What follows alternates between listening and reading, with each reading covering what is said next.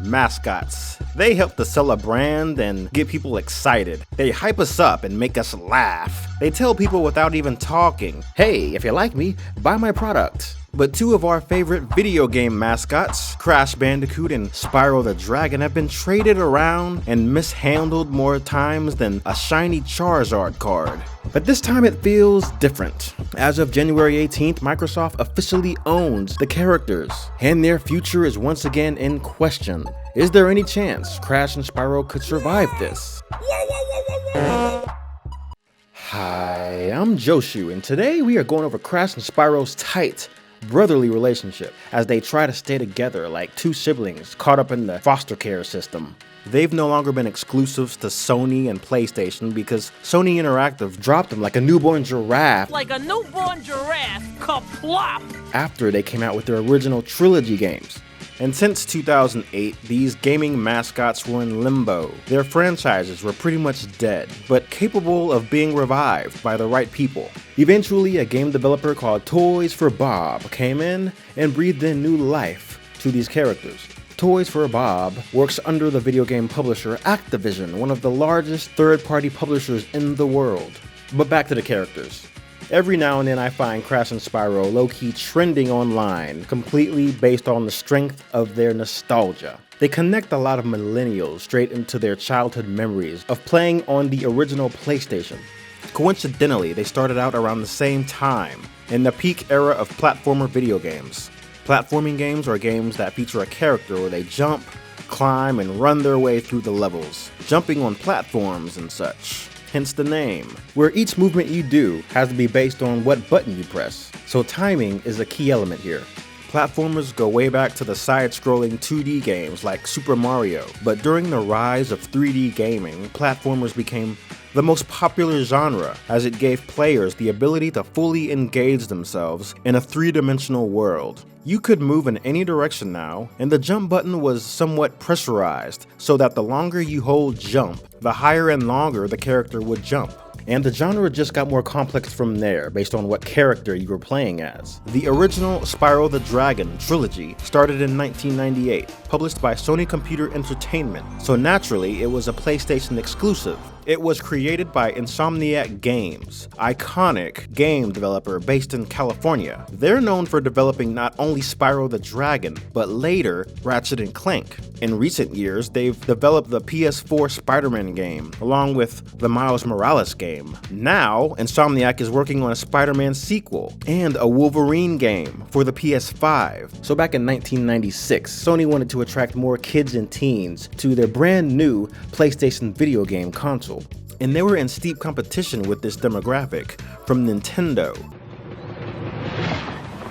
Hey, plumber boy, mustache man, your worst nightmare has arrived. Sony wanted a video game with a mascot that had mass appeal. And so, with the studio's unique approach to open world gaming, they eventually came out with Spyro the Dragon in 1998. Just 2 years later, Insomniac wrapped up the critically acclaimed Spyro trilogy with Year of the Dragon. The studio moved on and started developing something brand new along with Sony for the release of the PS2. But Spyro was still a fresh, popular video game character and was immediately adopted by Digital Eclipse, a game developer who focused on classic arcade-style Gameboy Color games. With Universal Interactive Studios publishing, they released 2 games for the Game Boy Advance in 2001 and 2002, Season of Ice and Season of Flame. The plot would bring back characters from the second original Spyro game, Ripto's Rage. On the console front, a new Spyro game was being developed by another third-party studio, who also wanted to get their hands on the character. Enter the Dragonfly was the first PS2 Spyro game, but it also had a version for the GameCube. It ended up being pretty forgettable. A third Game Boy Advance Spyro game was made in 2003 by the Digital Eclipse team, and this would be the end of the studio's handheld Spyro trilogy. In 2004, Universal and a developer called Vicarious Visions gave us these 2 Game Boy Advance crossover games with Spyro and Crash Bandicoot.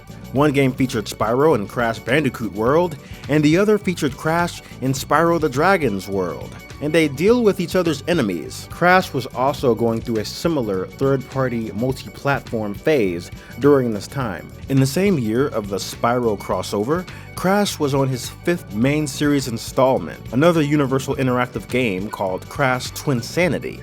This was different from previous Crash games by being partially an RPG game, and it featured Crash teaming up with his nemesis, Dr. Neo Cortex, someone he's had beef with since the very beginning. And as we reverse into the Crash Bandicoot timeline, it's the early 2000s, and Universal Interactive now owns the rights to Crash Bandicoot, while Sony Computer Entertainment still owned the rights to the original trilogy games. The OG Crash games by Sony include the iconic trilogy and the racing game Crash Team Racing, all developed by Naughty Dog. The developer is also known for the Jak and Daxter series, and more recently the Uncharted series, which is getting a live-action movie, by the way. Naughty Dog originally signed on with Universal Interactive Studios to create 3 games for the new PlayStation console that was about to come out way back in 1994. Not necessarily trying to create a mascot family game like Insomniac was, but Universal wanted the character to be named Willy the Wombat. They landed with Crash Bandicoot after finally getting a solid crate-smashing concept, and in 1996, Sony signed on to publish the games. Besides the 4 Crash games by Naughty Dog, there's also the multiplayer party game, Crash Bash, that came out in 2000. Sony still has the rights to that game as well. So at the top of Crash's popularity, Sony and Naughty Dog parted ways with it for the exact same reasons Insomniac parted ways with Spyro.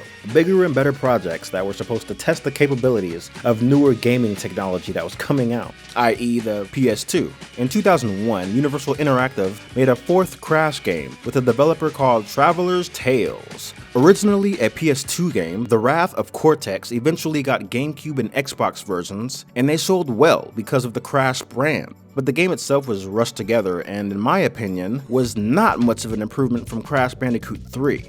As we eventually find out, Wrath of Cortex isn't even canonically Crash 4. The true Crash 4 came much later. So after the mediocre 4th Crash game in 2001, the rights to Crash was officially given to Universal Interactive. Before producing the Crash and Spyro crossover, they gave Crash a new game on the Game Boy Advance in 2002. The gameplay was similar to Crash Bandicoot 3, and it got positive reviews. This got a sequel the following year. Also in 2003, the developers of Wrath of Cortex, Traveler's Tales, tried making a Crash racing game for the consoles, but this project was passed on to Vicarious Visions to finish. I think Universal just preferred to work with Vicarious Visions over Traveler's Tales. Universal did, however, work with them again on Crash Twinsanity, a game which, by the way, Spyro the Dragon made a cameo. Crossing over these 2 characters wasn't a big deal because Universal was actually like the adoptive parents of Crash and Spyro at this point. Universal also put out a new Spyro game in 2004 called A Hero's Tale. This would be the first time a Spyro game could be played on an Xbox. I had a good time playing it on the GameCube. In 2005, a Spyro RPG was released for the Nintendo DS, and it was meant to be a sequel to A Hero's Tale. So after Vicarious Visions' Crash and Spyro crossover game in 2004, the company parted ways and was sold to Activision in 2005. 15 years later, Vicarious would end up being a part of Activision Blizzard, working on new Diablo games. And recently it was announced that Vicarious would be changing its name altogether. But back in 2005, with Vicarious no longer being an option to work with, I guess Traveler's Tales thought they would have a better chance at Universal letting them develop a Crash game. Universal Interactive already rejected Traveler's idea for a Twinsanity sequel, but with Vicarious out of the picture, they tried yet again to develop a Crash racing game. They wanted to call it Crash Clash Racing. First of all, it was a bad name. That was strike 3 right there. Universal had finally had enough of Traveler's Tales at this point. They were corny and lame, and they had enough. And they kicked them off the project. And while agreeing that, yes, a new racing Crash game would be cool, they kicked Traveler's Tales off the whole thing and replaced them with Radical Entertainment. With Radical, Universal made a whole new game called Crash Tag Team Racing and released it on all consoles in 2005. Universal, now known as Vivendi Universal Games, allowed a Japanese game studio called Dimps to make a new Crash party game, the first one like this since Crash Bash. 2006 and 2007 began a new era in gaming as a whole. More games were coming out, graphics were becoming more of a priority, and our favorite video game mascots were starting to lose some of their relevancy. Vivendi Universal got a new team of developers and made a reboot trilogy for Spyro called The Legend of Spyro. Legend of Spyro sparked a brand new Spyro story with a new look, and it introduced a new dragon named Cinder. With 3 games, it lasted from 2006 to 2008. Now, 2008 was the year that Spyro stopped coming out with games altogether. This was because its publisher, Vivendi Universal, merged with Activision that year, becoming Activision Blizzard. Many of Vivendi's properties, including Spyro, were dropped by Activision, Like a newborn giraffe, kaplop! citing that they wouldn't make a good fit for the company's long-term strategy. A year before all this, in 2007, Crash Bandicoot was still being developed by Radical Games. Radical was kind of doing a reboot of their own since they decided to redesign Crash for their next game, Crash of the Titans. They wanted to take advantage of the graphics advancements of next-gen consoles, Xbox 360 and the Nintendo Wii. Radical made a follow-up called Mind Over Mutant, again featuring their redesigned characters. During development, Radical pushed a lot for promotion, something that wasn't really done with Crash since the 90s. Like, Crash became the new mascot for the Leukemia and Lymphoma Society's school and youth program. And there was a Crash Hummer truck. In 2010, there were rumors of more Crash games to be developed, with new developers waiting to sign on after Radical Entertainment moved on, as they tend to do. But by now, Activision owned Crash, and after the mobile racing games, Nitro Kart 3D and Nitro Kart 2, they were canceling any future projects. This was the start of Crash's long hiatus. From 2011 to 2016, it seemed that Crash and Spyro as popular video game mascots had become a thing of the past.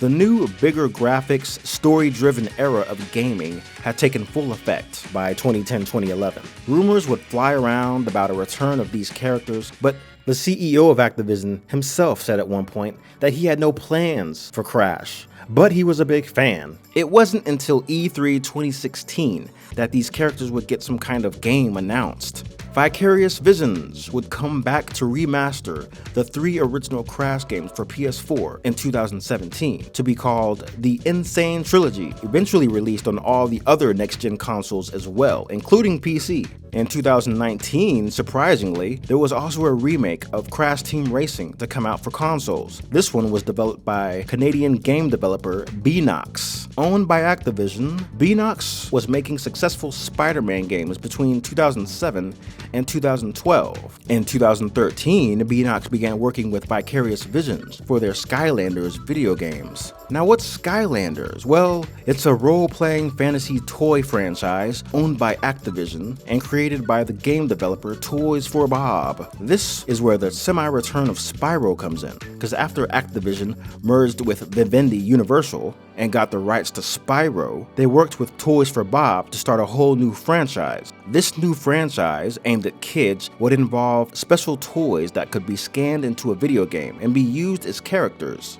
One of the characters that could be used was the iconic Spyro the Dragon. So as far back as 2011, Spyro was used to help sell this brand new gaming concept.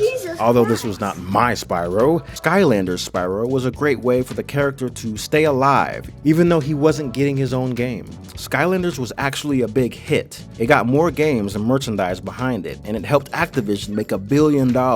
Toys for Bob developer would be granted the opportunity to make the first actual Spyro game in 10 years, the Spyro Reignited Trilogy. This was a complete remaster of the original trilogy, just like how the Crash Insane Trilogy was. As of 2018, Crash and Spyro were finally back, and they were back by popular demand. It seemed that nostalgic fans just wouldn't stop asking about it. And now that both characters are back in HD, they're crossing over again like they did back in the day. In the Crash Team Racing remake, Nitro Fueled, you can play as Spyro characters in DLC. And in a 2016 Skylanders game, Crash and Dr. Neo Cortex were playable characters. While these remakes were all good and made us old fans really happy, there was still that question of what's next?